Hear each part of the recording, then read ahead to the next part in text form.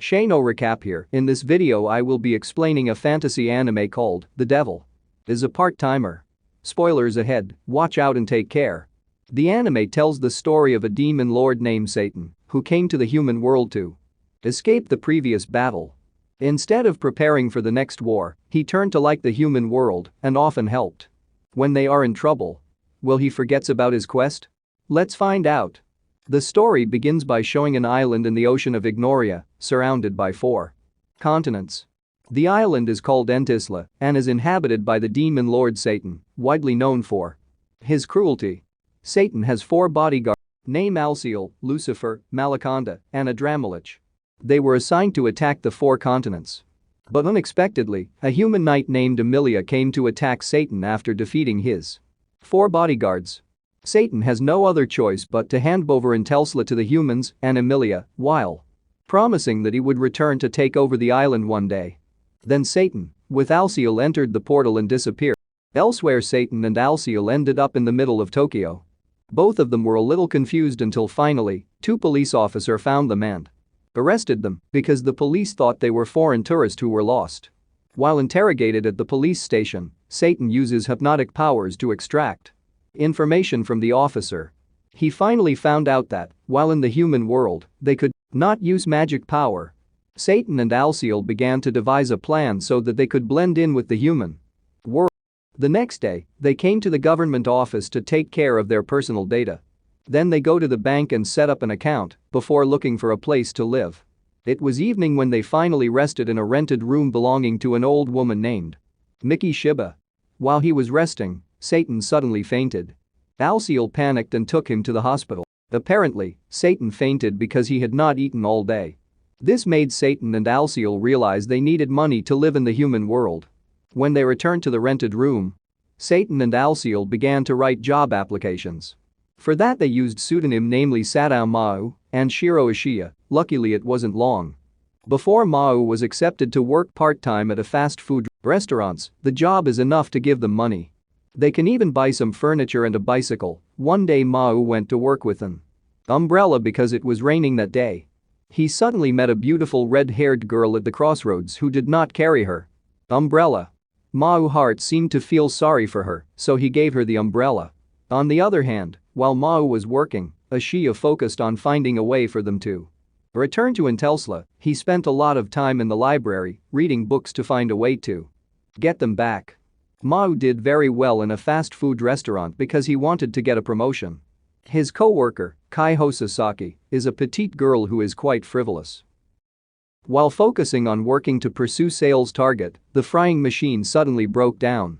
Mao was worried that he should use the remnants of magic to repair the tool. He could save the remaining power for another opportunity.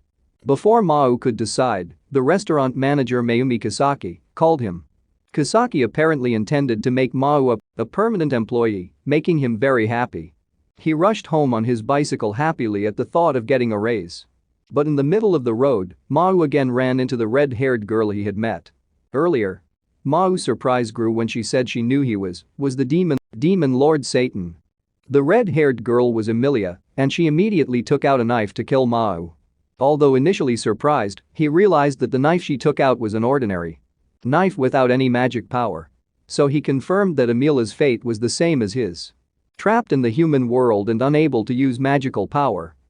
The scene then changes to show Emilia's life. While in the human world, Emilia uses the name Emi Yusa and works as a call center agent. Emi's life was not much different from Mao and Ishiya's. She lived day after day as a human before finally returning to the apartment where she lived alone. But unexpectedly, that night Emi suddenly came to Mao and Ishiya's residence. Ishiya panicked at Emi's arrival, but Mao took it easy and allowed her to enter. Once inside the house, she told how Emi and Archishop Olbamai followed Mao and Ishiya into the portal. Yet somehow only she arrived in the modern world. After hearing that story, Mao confidently stated his intentions to regain control of Entisla. Several days later, Emi observed Mao and Ishiya's daily activities. Even though she realized their daily life was like 2 human beings. Not wanting her efforts to go to waste, Emi came to the fast food restaurant where Mao worked and asked him to meet. It was just that Mao didn't want to leave his job and asked her to wait until he got home from work.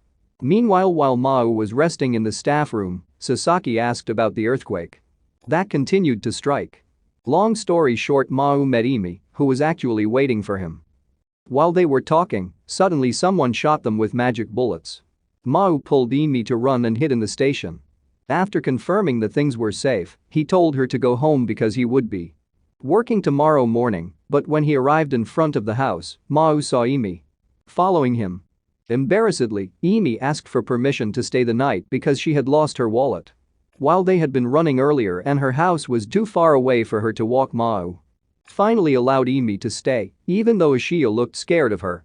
When he was about to go to sleep, Mao suddenly received a short message from Sasaki. Regarding the ongoing earthquake, he finally sensed another meaning to Sasaki's words and messages. The next day, Emi left Mao's house before Mao and Ashiya woke up.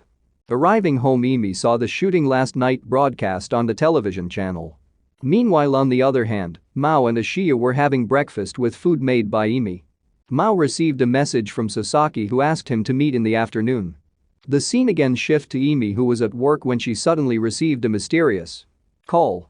The man who called her was apparently the perpetrator of last night's shooting and declared his intentions to kill Emilia and Demon Lord Satan. Emi concluded that the mysterious caller was a demon who knew about Intelsla. Meanwhile, Mao was preparing for meeting with Sasaki later. Mao and Ashiya even deliberately shopped for new clothes to make Mao look cooler. After meeting Sasaki in front of the train station, Sasaki complicated Mao's appearance and asked to hold his hand as they walked towards the cafe. Mao agreed to the request because he thought that Sasaki would do that so she wouldn't get lost at the station. Unbeknownst to the two of them, Ashiya and Emi, who accidentally met at the station, followed and watched their movements. While at the cafe, Sasaki shared that she kept hearing strange things. While at the restaurant, one night she gets a strange call where the caller uses a foreign language. From Sasaki's story, Mao concluded that the demons used their radar to find him and Emi's whereabouts. That is the reason why Sasaki often experiences earthquakes. While they were talking, Emi suddenly approached their table and scolded Sasaki for not trusting Mao. The two of them were arguing, which made Mao confused to intervene, but not long after there was a big earthquake until the cafe building collapsed. Sasaki didn't have time to save herself, and when she woke up among rubble, Emi used magic power to put her back to sleep.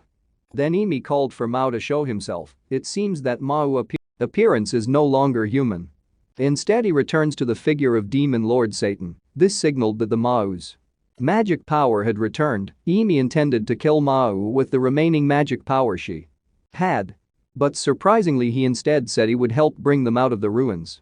It made Emi wonder why Demon Lord Satan would want to save humans.